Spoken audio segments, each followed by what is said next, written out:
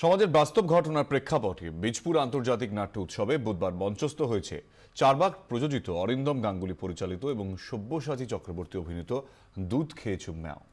এবং সমাজের দৈনন্দিন জীবন কিভাবে রাজনীতির সঙ্গে জড়িয়ে যায় সেটাই অরিন্দম, সব্যসাচী এবং খেয়ালি দস্তিদাররা তুলে ধরছেন একদম কমেডির মাধ্যমে। দৃঢ় মানসিকতা, স্পষ্ট বক্তা, অন্যায়ের প্রতিবাদ করা, সেই সব মানুষেরও মতিভ্রম হয়, পরিবারের চাপে ভেঙে যায় তার সোজা মেরুদণ্ডটিও। এই ঘটনার প্রেক্ষাপটে বীজপুর আন্তর্জাতিক নাট্য উৎসবে বুধবার মঞ্চস্থ হয়েছে চারবাগ প্রযোজিত, অরিন্দম গাঙ্গুলি পরিচালিত এবং সব্যসাচী চক্রবর্তী অভিনীত দুধ খেয়েছো ম্যাও।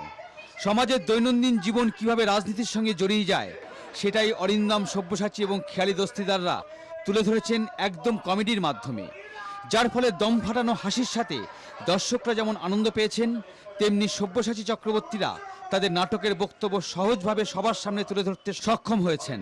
হালিশহর চতুর্থ সূত্রের ব্যবস্থাপনা এবং দর্শকদের সহযোগিতার মানসিকতায় আপ্লুত অরিন্দম, সব্যসাচীরা।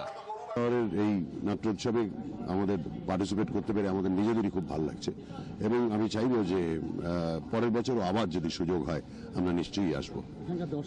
সেইটাই বলছি, আলাদা করে বলতে হয় যে এখানকার দর্শক এতই সমঝদার যে নাটক করে আনন্দ আছে।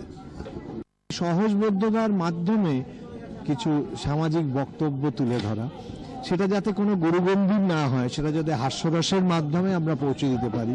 কারণ মানুষের জীবনে আজকাল হাসি বড় কমে গেছে, তো সেই জন্য হাস্যরসের মাধ্যমে একটা সমাজের সমস্যার কথা যদি তুলে ধরতে পারি আর সেটা যদি মানুষের ভালো লাগে তাহলেই আমাদের পরিশ্রম সার্থক বলে মনে হয়। আপনারা কি সেই রেসপন্সটা দর্শকদের কাছ থেকে পেলেন যে উদ্দেশ্য নিয়ে, মানে যেটা আপনাদের? ভীষণভাবেই পেলাম। দর্শক ভালো লেগেছে, খুব ভালো লেগেছে, কিন্তু মনে হচ্ছে আরেকটু প্রাণবন্ত হলে আরো ভালো লাগতো। কিন্তু এটা বলবো যারা ব্যবস্থা করেছেন দর্শক খুব ডিসিপ্লিন, আমার এটা বড্ড ভালো লেগেছে, খুব ভালো লেগেছে। হালিশহর চতুর্থ সূত্র আয়োজিত বীজপুর আন্তর্জাতিক নাট্য উৎসবে বৃহস্পতিবার নবম দিনের নাটক পরবাস। অভিনয় এবং নির্দেশনায় মনোজ মিত্র। ব্যুরো রিপোর্ট, 24 ঘন্টা।